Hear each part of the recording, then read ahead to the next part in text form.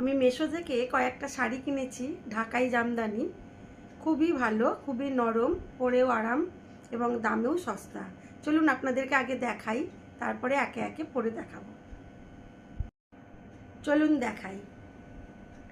এই যে একটা, খুব সুন্দর, খুবই সুন্দর, দামটাও খুব সস্তা, রংটাও খুব সুন্দর এবং পরেও খুব আরাম। এই গরমে তো খুবই ভালো।